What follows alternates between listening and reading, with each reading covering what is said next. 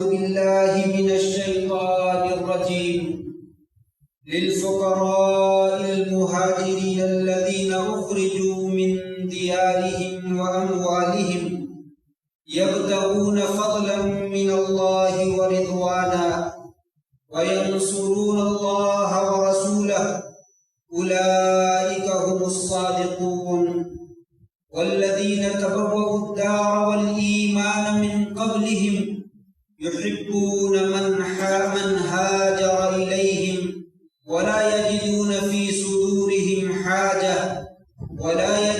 في صدورهم حاجة مما أوتوا ويؤثرون على أنفسهم ولو كان بهم خصاصة ومن يوق شح نفسه فأولئك هم المفلحون والذين جاءوا من بعدهم يقولون ربنا اغفر لنا ولإخواننا الذين سبقونا بالإيمان ولا تجعل في قلوبنا غلا للذين آمنوا ربنا إنك رؤوف رحيم۔ مہاجرین کے فقراء کے لیے جن کو ان کے گھروں سے نکال دیا گیا تھا اور ان کے مالوں سے بے دخل کر دیا گیا تھا، جو کہ اللہ کا فضل تلاش کرتے ہیں اور اس کی رضامندی چاہتے ہیں اور وہ اللہ کی اور اس کے رسول کی مدد کرتے ہیں، یہی لوگ سچے مسلمان ہیں۔ اور وہ لوگ جنہوں نے اپنے گھر میں جگہ پکڑی اور ایمان کو جگہ دی، ان لوگوں سے پہلے جو ہجرت کر کے ان کی طرف آئے، اور وہ ان سے محبت بھی کرتے ہیں جو ہجرت کر کے ان کی طرف آنے والے ہیں، اور ان کے بارے میں اپنے سینوں میں کسی قسم کی کوئی تنگی اور کوئی حرج محسوس نہیں کرتے، بلکہ جو انہیں دیا گیا ہے وہ اپنی جانوں پر دوسروں کو ترجیح دیتے ہیں، خواہ انہیں کتنی ہی زیادہ ضرورت کیوں نہ ہو۔ اور جس انسان کو بخیلی سے بچا لیا گیا، یقیناً یہی لوگ کامیاب ہیں اور کامران ہیں۔ اور وہ لوگ جو ان کے بعد میں آنے والے ہیں، وہ کہتے ہیں اے ہمارے پروردگار، ہمیں بھی معاف فرما دے اور ہمارے ان بھائیوں کو بھی معاف فرما دے جو ہم سے پہلے گزر چکے ہیں اور ہم سے پہلے ایمان لانے والے ہیں۔ ہمارے دلوں میں ان کے بارے میں کسی قسم کا کینہ اور بغض باقی نہ رہنے دے۔ اے اللہ تبارک و تعالی ہمارے پروردگار، یقیناً تو انتہائی شفقت کرنے والا بڑا ہی مہربان ہے۔ نہایت عزت کے لائق محترم دوستوں، بزرگوں، بھائیوں اور معززات ماؤں اور بہنوں،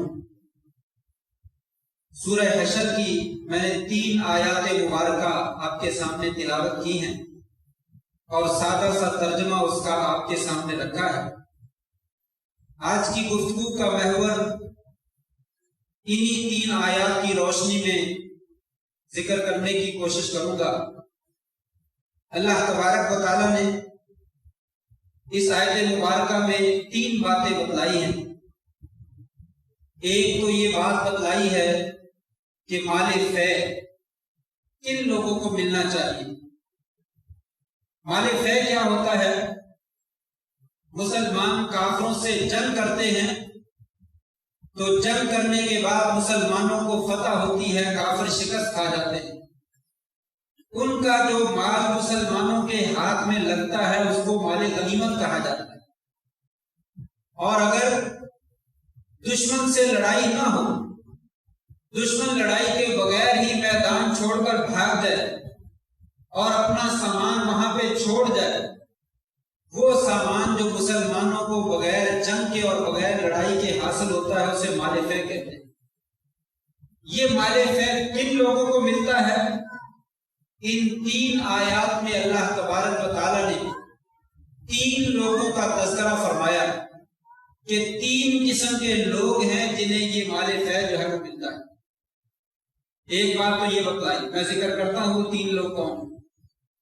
دوسری بات، جن لوگوں کو مال فے ملتا ہے ان کی بڑی عظمت ہے، بڑی شان و شوکت ہے، اور ان کا اللہ تبارک و تعالیٰ نے یہاں پہ خاص ذکر فرما کر ان کو اعلیٰ قسم کے اعزازات سے نوازا ہے، اور ان کو عمدہ قسم کے سرٹیفکیٹ جو ہے وہ عطا فرمائے۔ اور تیسری بات، وہ لوگ جو بعد میں آنے والے، ان لوگوں کو جن کو مال فے ملتا ہے، ان کے بارے میں اچھے خیالات کا اظہار کرتے ہیں، ان کی بھی اللہ تبارک و تعالیٰ نے تعریف فرمائی۔ آئیے ترتیب بار ہم ذکر کرتے ہیں۔ سب سے پہلے اللہ تبارک و تعالیٰ نے ذکر کیا یہ مال فے، مہاجرین، مکہ سے ہجرت کر کے مدینہ جانے والے، جنہیں ان کے گھر سے نکال دیا گیا، ان کے مالوں سے نکال دیا گیا، انہوں نے اللہ کی خاطر، رسول کی خاطر اور اپنے دین کی خاطر گھر کو بھی قربان کر دیا، اپنے مال کو بھی قربان کر دیا، اور ہجرت کر کے مدینہ پہنچ گئے۔ مدینہ پہنچے تو ان کے پاس کچھ بھی نہ تھا۔ فرمایا مال فے جو حاصل ہو، اے نبی کریم صلی اللہ علیہ وسلم، ان مہاجرین کو وہ مال فے جو ہے وہ دے دیجیے۔ دوسرے نمبر پر اللہ تبارک و تعالیٰ نے یہ مال فے کے جو مستحق ہیں ان لوگوں کو قرار دیا، والذین تبوؤا الدار والایمان من قبلہم، مدینہ میں جن لوگوں نے اپنا گھر بنایا اور انہوں نے ایمان کو بھی جگہ دی۔ مکے والوں کے ہجرت کرنے سے پہلے، ابھی مکے والوں نے ہجرت نہیں کی، مدینہ میں بہت سارے لوگ ایسے تھے جنہوں نے مدینہ کو اپنا مرکز بھی بنا لیا اور ایمان بھی قبول کر لیا۔ فرمایا یہ جو مدینہ میں رہنے والے انصار ہیں، یہ مال فے ان کو بھی دیا۔ تیسرے نمبر پر یہ مال فے ان لوگوں کو دیا جائے، والذین یقولون ربنا اغفر لنا ولاخواننا الذین سبقونا بالایمان، یہ انصار اور مہاجرین، ان کے بعد میں آنے والے قیامت تک جتنے بھی لوگ اپنے گزشتہ سابقہ گزرے ہوئے مسلمانوں کے بارے میں دعائے مغفرت کرتے ہیں اور دعائے خیر کرتے ہیں اور ان کی مدد کرتے ہیں، اور اپنے دلوں میں کسی قسم کا ان کے بارے میں کوئی کینہ اور بغض نہیں رکھتے ہیں، ان لوگوں کو بھی مال فے جو ہے وہ عطا کر دیا۔ اس آیات مبارکہ میں اللہ تبارک و تعالیٰ نے یہ ذکر فرمایا ہے کہ یہ تین قسم کے لوگ ایسے عظیم الشان قسم کے لوگ ہیں کہ اللہ تبارک و تعالیٰ کل قیامت کے دن ان کو اعلیٰ مقامات اور عظیم الشان مرتبہ اور بہت زیادہ اعزازات اور اپنی نعمتوں سے تو نوازیں گے، لیکن دنیا میں بھی اللہ تبارک و تعالیٰ جو پاکیزہ اور عمدہ قسم کا مال ہے، مال غنیمت اور مال فے، اس میں سے بھی اللہ تبارک و تعالیٰ دنیا میں ہی ان کو انعام اور اکرام جو ہے وہ نوازا۔ گویا کہ ان تینوں ہستیوں کا اللہ تبارک و تعالیٰ کا یہاں پہ ذکر کرنا، یہ ان کے لیے بہت بڑا اعزاز ہے اور ان کی بہت بڑی خوبی ہے، جس کے بارے میں کسی قسم کا کوئی ذرہ برابر بھی شک اور شبہ جو ہے وہ نہیں کیا جا سکتا۔ دوسری بات، اللہ تبارک و تعالیٰ نے پہلی دو آیات میں انصار کا اور مہاجرین کا تذکرہ فرمایا۔ مکہ سے ہجرت کرنے والے مہاجر اور مدینہ میں رہنے والے انصار، اولئک هم الصادقون، لوگوں یہ بالکل سچے لوگ ہیں، ان کی سچائی میں، ان کی امانت میں، ان کی دیانت میں کسی قسم کا کوئی شک و شبہ نہیں۔ اللہ کریم قرآن مجید کے اندر ان کو یہ سرٹیفکیٹ عطا فرما رہے، اولئک هم الصادقون، اولئک هم المفلحون، یہ لوگ کامیاب بھی ہیں، یہ لوگ سچے بھی ہیں، نہ ان کی سچائی میں کوئی شک ہے اور نہ ہی ان کی کامیابی میں اور کامرانی میں کسی کو شک ہونا چاہیے۔ کون سے لوگ؟ انصار اور مہاجرین، جنہیں اصحاب محمد صلی اللہ علیہ وسلم کہا جاتا ہے۔ صحابی کہتے ہیں کس کو، اور صحابہ سے محبت کیوں کی جاتی ہے، یہ دو باتیں ذرا غور کرنے کے قابل ہیں۔ پہلی بات، صحابی کہتے کس کو ہیں؟ حافظ ابن حجر رحمہ اللہ فرماتے ہیں من لقی رسول اللہ صلی اللہ علیہ وسلم مؤمنا به ومات علی ذلک، وہ انسان جس نے آپ صلی اللہ علیہ وسلم سے لقاء کی، ملاقات کی، ایمان کی حالت میں، اور پھر ایمان ہی کی حالت میں وہ دنیا سے رخصت ہو گیا، اس شخص کو صحابی کہا جاتا ہے۔ پہلی بات، آپ صلی اللہ علیہ وآلہ وسلم سے لقاء کرنے والا، ملاقات کرنے والا، اسے صحابی کہا جاتا ہے۔ اگر وہ دیکھ لیتا ہے تو بہت اچھی بات ہے، اگر کوئی نابینا ہونے کی وجہ سے دیکھ نہیں سکتا ہے تو وہ بھی صحابیت کا شرف جو ہے وہ حاصل کر لے، گویا کہ دیکھنا شرط نہیں ہے۔ بہت اعلیٰ اعزاز ہے، وہ آنکھیں کتنی مبارک ہوں گی، کتنی عمدہ اور کتنی پاکیزہ ہوں گی، جنہوں نے نبی کریم صلی اللہ علیہ وسلم کے رخ انور کا جو ہے وہ دیدار کیا ہوگا۔ وہ آنکھیں بڑی پاکیزہ ہیں، لیکن اللہ تبارک و تعالیٰ نے ان لوگوں کو بھی اعزاز سے نواز دیا جن کے پاس آنکھیں موجود نہیں تھی، لیکن وہ نبی کریم صلی اللہ علیہ وآلہ وسلم کی محفل میں شریک ہوتے ہیں۔ وہ چاہے ساری زندگی انہوں نے گزار دی، جیسا کہ ابوبکر صدیق رضی اللہ تعالیٰ عنہ، عمر فاروق رضی اللہ تعالیٰ عنہ، عثمان غنی ذی النورین رضی اللہ تعالیٰ عنہ، علی حیدر کرار رضی اللہ تعالیٰ عنہ، یہ تمام صحابہ کرام جنہوں نے زندگی کے تقریباً تمام لمحات آپ صلی اللہ علیہ وسلم کی صحبت میں گزارے، ان کو بھی صحابیت کا شرف جو ہے وہ حاصل ہوا، اور ان لوگوں کو بھی صحابی ہونے کا اعزاز حاصل ہوا جنہیں زندگی کا بہت معمولی سا لمحہ آپ کی معیت میں گزارنے کا موقع ملا۔ مسند احمد کے اندر ایک روایت ہے، ایک صحابی بڑی دور دراز کا سفر کر کے آیا اور آپ کے ساتھ جو ہے وہ ملاقات ہوئی۔ نبی کریم صلی اللہ علیہ وسلم نے پوچھا کہاں کا قصد کر رہے ہو؟ کہا نبی کریم صلی اللہ علیہ وسلم سے ملاقات کرنا چاہتا، گویا کہ آپ کو جانتا نہیں۔ تو آپ نے فرمایا صحیح جگہ پہ پہنچ چکے ہو، کیسے آئے ہو؟ کہا یا رسول اللہ دین سیکھنا چاہتا ہوں، ایمان سیکھنا چاہتا ہوں۔ آپ نے اس کو ایمان کے، دین کے، نماز روزے کے چند مسائل اس کو سمجھائے۔ پھر آپ نے پوچھا کہاں سے آ رہے ہو؟ یا رسول اللہ بڑا دور دراز کا سفر کر کے آیا ہوں، اتیت من اہلی و مالی و عشیرتی، اپنا کنبہ، قبیلہ، خاندان، مال، کاروبار سب کچھ پیچھے چھوڑ کر آپ کی خدمت میں حاضر ہوا۔ اب میں دین سیکھ کر واپس جانا چاہتا ہوں، اپنے علاقے میں جا کر جو ہے وہ کام کروں۔ چنانچہ واپس مڑا، ابھی چند قدم ہی چلا تھا، اونٹنی جو ہے اس کا پاؤں زمین میں کہیں کسی چیز کے ساتھ اٹکا اور اونٹنی نیچے پر جھکی، وہ آدمی نیچے گرا اور اس کی گردن کو بل آیا اور وہ فوت ہو گیا۔ آپ صلی اللہ علیہ وسلم نے لوگوں کو بھیجا، اسے اٹھا کے لایا گیا۔ آپ صلی اللہ علیہ وسلم نے قریب ہو کر دیکھا، پھر تھوڑا سا پیچھے ہو گیا اور منہ پیچھے کر لیا۔ صحابہ کرام پریشان ہوئے کہ آپ نے اپنا چہرہ پیچھے کیوں کر لیا؟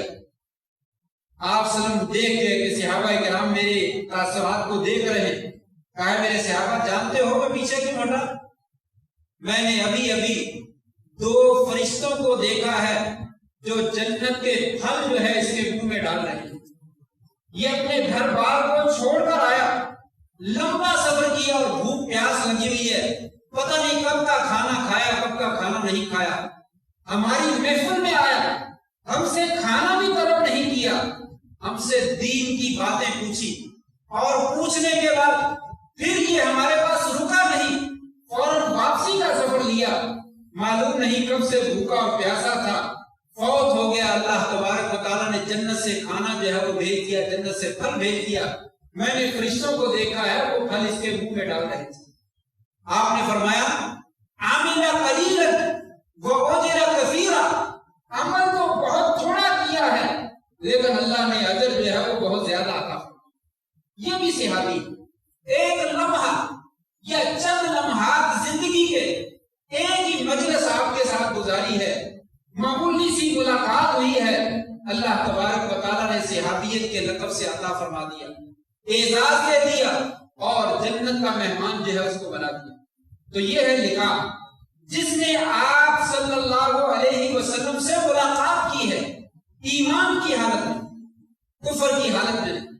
اگر کافر نے ملاقات کی ہے تو اس کو صحابی نہیں کہتے، منافق نے ملاقات کی ہے تو اس کو صحابی نہیں کہتے۔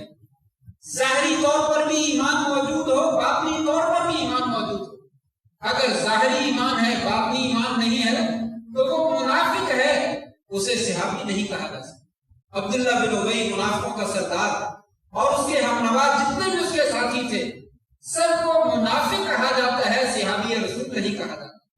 ایمان کی حالت میں ملاقات کی اور آپ پر ایمان لایا ہو، سابقہ نبیوں پر بھی اور آپ پر بھی۔ یہودیوں نے آپ سے ملاقات کی، عیسائیوں نے آپ سے ملاقات کی۔ کسی یہودی کو اگر وہ آپ پر ایمان نہیں لاتا ہے، عیسیٰ علیہ السلام پر، موسیٰ علیہ السلام پر ایمان رکھتا ہے، اسے صحابی نہیں کہا جا سکتا۔ اسے عیسائی اور یہودی تو کہا جا سکتا ہے لیکن صحابی نہیں کہا جا سکتا۔ ضروری ہے کہ آپ پر ایمان لائے۔ بحیرہ راہب مشہور راہب ہے عیسائیوں کا، اس نے آپ کی تصدیق کی کہ یہ سچا نبی ہے اور اس کے پاس وحی آتی ہے، اس کی باتیں بالکل درست ہیں، لیکن آپ پر ایمان نہیں لایا اور اٹھ کر وہاں سے چلا گیا۔ آج تک کسی نے بحیرہ کو صحابی کے نام سے یاد نہیں، باوجود اس کے اس نے تصدیق کی لیکن آپ پر ایمان نہیں لایا۔ یہی وجہ ہے کہ آپ نے فرمایا تھا، میری امت کا کوئی بھی یہودی اور کوئی بھی عیسائی اگر وہ میرے بارے میں سن لیتا ہے اور مجھ پر ایمان نہیں لاتا ہے، داخل النار، وہ جہنم میں داخل ہوگا، وہ جنت میں کبھی بھی داخل نہیں ہو سکے۔ اس لیے آپ پر ایمان لانا جو ہے وہ انتہائی ضروری ہے۔ ثم مات علی ذلک، صحابی وہ ہوتا ہے جس نے ایمان کی حالت میں آپ سے لقاء کی ہے اور لقاء کرنے کے بعد اس کی موت بھی اسی ایمان کی حالت میں ہوئی ہے، پھر اس کو صحابی کہا جاتا ہے۔ اگر وہ درمیان میں مرتد ہو گیا، دین چھوڑ دیا اور کفر کی حالت میں فوت ہوا تو اس کو بھی صحابی نہیں کہا جاتا۔ ایک عبید اللہ بن جحش، ام حبیبہ، نبی کریم صلی اللہ علیہ وسلم کی زوجہ محترمہ، آپ کی بیوی بننے سے پہلے ان کے شوہر کا نام عبید اللہ بن جحش تھا۔ مسلمان تھے، حبشہ میں ہجرت کر کے گئے، وہاں جا کر نصرانی ہو گیا، عیسائی بن گیا اور عیسائیت کی حالت میں فوت ہو گیا۔ اسے آج کوئی بھی صحابی نہیں کہتا، وہ مرتد ہے اور وہ کافر ہے، وہ اسلام میں داخل نہیں۔ نبی کریم صلی اللہ علیہ وسلم نے پھر ان کی بیوی ام حبیبہ، ان کے ساتھ جو ہے وہ آپ نے شادی کی۔ اسی طرح عبداللہ ابن خطل، ایک صحابی تھے، پہلے مسلمان ہوئے لیکن بعد میں مرتد ہو گئے، آپ کی شان میں گستاخی کرنے لگے۔ فتح مکہ والے سال آپ نے اعلان کیا، جو بندہ بیت اللہ میں داخل ہو جائے اسے معاف کر دو، جو بندہ ابو سفیان کے گھر میں داخل ہو جائے اسے معاف کر دو، جو بندہ اپنے گھر میں داخل ہو کر دروازہ بند کر لے اس کو معاف کر دو۔ لیکن چند بندوں کے آپ نے نام لیے، فرمایا ان کو معاف نہیں کرنا، جہاں ملے ان کو قتل کر۔ ان میں سے عبداللہ ابن خطل بھی تھا جو آپ کی گستاخی اور توہین کرتا تھا۔ صحابہ کرام نے عرض کیا، یا رسول اللہ، عبداللہ ابن خطل یہ کعبے کے غلاف کے پیچھے چھپا ہوا ہے اور غلاف کو پکڑا ہوا ہے، آپ اس کو قتل کر دو۔ صحابہ کرام گئے اور اسے جا کر قتل کر دیا۔ گویا کہ وہ آدمی جو آپ پر ایمان لایا لیکن مرنے سے پہلے پھر کفر کو اختیار کر لیا، وہ مرتد ہے، وہ صحابی نہیں ہو سکتا۔ ضروری ہے، صحابی کسے کہتے ہیں؟ جو آپ پر ایمان لائے اور آپ سے لقاء کرے اور پھر اسی حالت میں زندگی بسر کرے اور ایمان کی حالت میں فوت ہو جائے، اس آدمی کو صحابی کہا جاتا ہے۔ چاہے اس نے زندگی کا معمولی سا لمحہ پایا، چاہے اس نے بہت زیادہ مدت جو ہے وہ ملی، اسے صحابی کہا جائے گا اور وہ صحابہ کے وصف سے متصف ہوگا اور اس کے لیے وہ تمام انعامات ہیں جو اللہ تبارک و تعالیٰ نے قرآن مجید کے اندر جو ہے وہ ذکر فرمایا۔ احادیث مبارکہ میں نبی کریم صلی اللہ علیہ وسلم نے ذکر فرمایا، ان کے فضائل ذکر کروں تو بہت لمبا وقت درکار ہے۔ ایک دو حدیثیں، ایک حدیث مشہور حدیث ہے، آپ صلی اللہ علیہ وسلم نے فرمایا، لا تسبوا اصحابی، لوگوں میرے صحابہ کو گالی نہ دینا.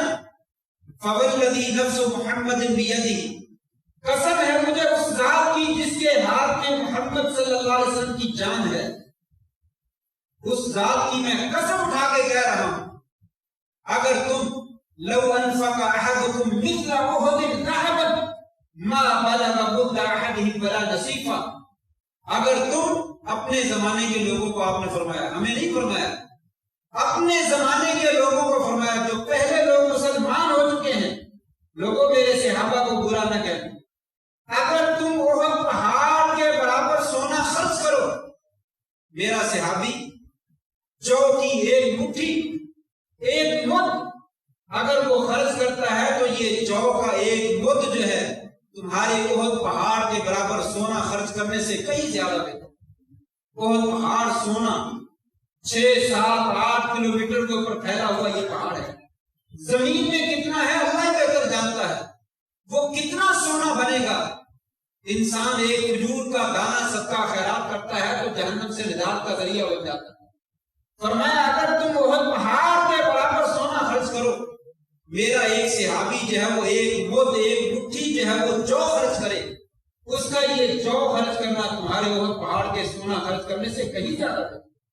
لہذا کہیں ایسا نہ ہو ان کے بارے میں بد زبانی کر کے اپنے اعمال کو ہوا منصورہ نہ بنا لینا، اپنے اعمال کو ضائع نہ کر لینا، اپنے ایمان کا حشر نشر نہ کر دینا. تمہارا ان کے ساتھ کوئی مقابلہ نہیں ہے، تم ان کے پاؤں کی خاک کے ذروں کے برابر بھی نہیں ہو. لہذا میرے صحابہ کے بارے میں گفتگو کرتے ہوئے اپنی زبان کو ہلاتے ہوئے 1-2 دفعہ نہیں بلکہ ہزاروں مرتبہ جو ہے وہ پہلے سوچنا، پھر اس کے بعد گفتگو کرنا. ایک حدیث. دوسری حدیث، نبی کریم صلی اللہ علیہ وسلم ارشاد فرماتے ہیں، لوگوں میری امت میں لوگ جہاد کریں گے، لڑائی لڑیں گے، ایک جماعت لڑنے کے لیے نکلے، لوگ ان میں پوچھیں گے کیا تم میں کوئی ایسا شخص ہے جس نے نبی کریم صلی اللہ علیہ وسلم کی صحبت کو اختیار کیا ہو؟ جواب ملے گا ہاں، ہمارے درمیان فلاں صحابی موجود ہے. آپ نے فرمایا وہ جنگ کریں گے، اللہ تبارک و تعالیٰ اس صحابی کے اس لشکر میں موجود ہونے کی وجہ سے انہیں فتح عطا فرمائے.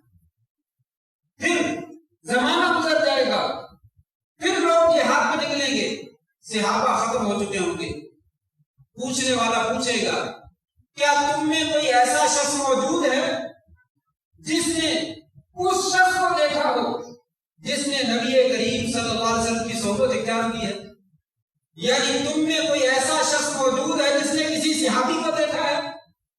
جواب ملے گا جی ہاں موجود ہے.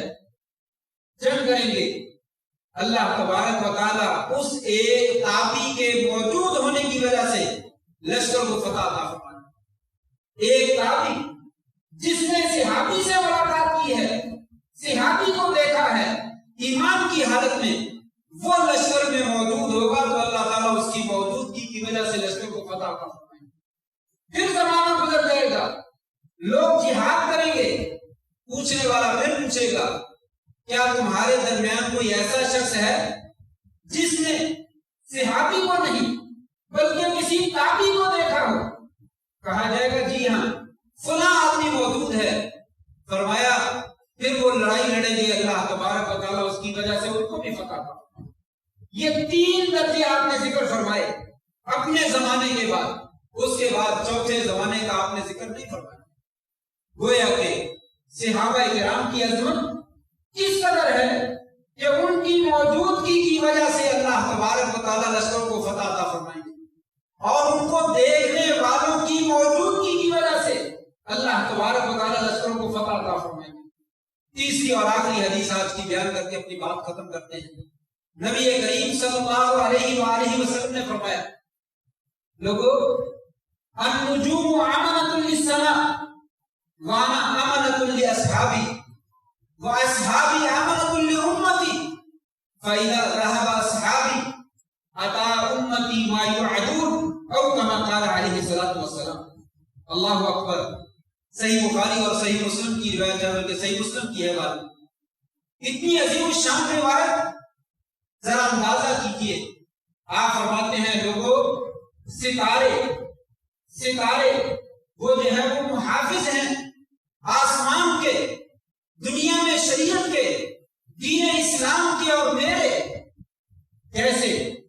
جس وقت وحی کا سلسلہ شروع ہوا، آپ صلی اللہ علیہ وآلہ وسلم کے سر پہ نبوت کا تاج رکھا گیا، جن شیاطین ایک دوسرے کے اوپر سوار ہو کر آسمان تک پہنچ جاتے اور وہاں سے آسمان کی خبریں سنتے۔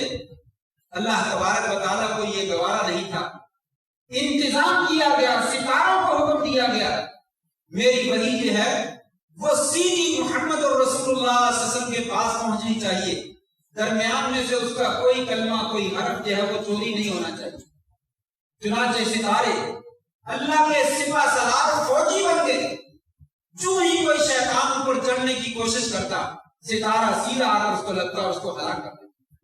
آپ سب کے زمانے میں جب تک وحی کا سلسلہ جاری رہا، یہ ستارے فوج کا کام دیتے رہے اور کسی شیطان کو اوپر نہیں چڑھنے دیا، اور نبی کریم صلی اللہ علیہ وسلم کی وحی میں کسی قسم کی چوری جو ہے وہ نہیں ہوتی۔ فرمایا النجوم امنۃ للسماء، لوگوں ستارے جو ہے وہ یہ امن کا باعث ہیں، آسمان میں کسی چور کو کسی ڈاکو کو گھسنے نہیں دیتے ہیں، انہوں نے حفاظت کا کام کیا۔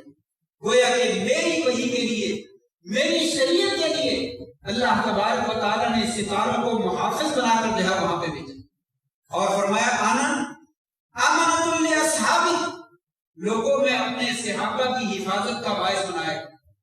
جب تک میں موجود ہوں میرے صحابہ کے اوپر آزمائشیں اور پریشانیاں اور مصیبتیں نہیں آئیں گی، فتنے نہیں آئیں گے۔ آزمائشوں سے مراد دنیاوی طور پر بیمار ہو جانا، فاقہ آ جانا، یہ مراد نہیں۔ دین کی آزمائشیں، دین ختم ہو جائے، شرک شروع ہو جائے، بدعات اور خرافات شروع ہو جائیں، باطل فرقے شروع ہو جائیں، فرمایا ایسا نہیں ہو۔ جب تک میں موجود ہوں میرے صحابہ کرام دین پر امن کے ساتھ، صحیح سلامت کے ساتھ عمل کرتے رہے۔ اور تیسرے نمبر پہ فرمایا لوگوں کا اصحابی، میرے صحابہ کرام جو ہیں امنۃ لامتی، یہ میری امت کے لیے یہ حفاظت کا ذریعہ ہے۔ جب تک میرے صحابہ اس دنیا میں موجود ہیں امت کے اوپر فتنے فساد جو ہے وہ پیدا نہیں ہوگا، امت کے اندر بگاڑ پیدا نہیں ہوگا، شرکیات اور خرافات پیدا نہیں ہوگی۔ یہی وجہ ہے جب تک صحابہ کرام موجود رہے شرک کا، بدعات کا، خرافات کا کلا کما کیا جاتا ہے۔ ایک بھی صحابی موجود رہا اس کے سامنے کبھی بھی اللہ کے خلاف، اس کے رسول کے خلاف، اس کے دین کے خلاف جب بھی بغاوت ہوئی وہ اکیلا ہی سینہ تان کر جو ہے وہ آگے بڑھا اور اسے رد کرنے کی اور اسے ختم کرنے کی جو ہے وہ کوشش کی۔ لیکن جب یہ صحابہ کرام دنیا سے رخصت ہو گئے پھر فتنہ و فساد کا ایسا جو ہے وہ شورش بپا ہوئی، پھر آج تک جو ہے وہ دروازہ جو ہے وہ بند نہیں ہو سکتا۔ آج تک وہ فتنے تکفیریہ، خارجی، معتزلہ، جہمیہ، قدریہ، جبریہ، اس طرح کے باطل فرقے سارے وجود میں آئے اور دین کو اور مسلمانوں کو آج تک مسلسل نقصان پہنچاتے چلے آ رہے ہیں۔ آپ نے فرمایا لوگوں میرے صحابہ میری امت کا یہ محافظ ہیں، جب تک یہ موجود رہیں گے میری امت جو ہے وہ محفوظ رہے گی، جب یہ چلے جائیں گے فتنے آ جائیں گے۔ اللہ تبارک و تعالیٰ کے پیارے حبیب علیہ الصلوۃ والسلام نے کس قدر عظمت بیان کی ہے میرے نبی کے صحابہ کی۔ میرے صحابہ میری امت کے محافظ ہیں، وہ دین کے محافظ ہیں، شریعت کے محافظ ہیں، قرآن کے محافظ ہیں۔ جب یہ چلے جائیں گے پھر لوگ جو ہے وہ دین میں داخل ہو کر طرح طرح کی جو ہے وہ باتیں کریں گے اور دین کو بگاڑنے کی اور بدنام کرنے کی جو ہے وہ کوشش کریں گے۔ آج انہی صحابہ کرام کے بارے میں تبرہ کیا جاتا ہے، انہی کے بارے میں زبان درازی کی جاتی ہے، جو صحابہ کرام دین کے محافظ ہیں، امت کے محافظ ہیں، جن کی وجہ سے امتوں کو، لشکروں کو فتح ملتی تھی، جن کی وجہ سے دین محفوظ تھا، آج ان کو کہا جاتا ہے نعوذ باللہ من ذالک وہ مسلمان نہیں تھے، نعوذ باللہ من ذالک وہ ایسے تھے، وہ جیسے تھے، کسی کا کچھ نہیں جاتا۔ اللہ تبارک و تعالیٰ نے صحابہ کرام کے ایمان کی گارنٹیاں قرآن مجید میں دی۔ آپ صلی اللہ علیہ وسلم نے ان کے ایمان کی ضمانت میں اپنے پیارے फरमान से भी किसी का सहाबा किराम के बारे में बुरा कहना सहाबा को कुछ भी नुकसान नहीं पहुंचा। वो लोग जो तवर्रा करते हैं वो किसी का नहीं सवाए अपना, किसी और का कोई नुकसान नहीं। वो क्या नुकसान करते हैं इंशाअल्लाह बात बाकी है, इस बारे में मजीद बात करेंगे। अल्लाह से दुआ है अल्लाह तबारक व तआला हमें सहाबा किराम के साथ सच्ची अकीदत और सच्ची मोहब्बत करने की जो है वो तौफीक नसीब फरमाए और उनके नक्शे कदम पर अल्लाह ताला हमें चलने की जो है तौफीक नसीब फरमा दे। व आखिरु दावाना अनिल हम्दुलिल्लाहि रब्बिल आलमीन।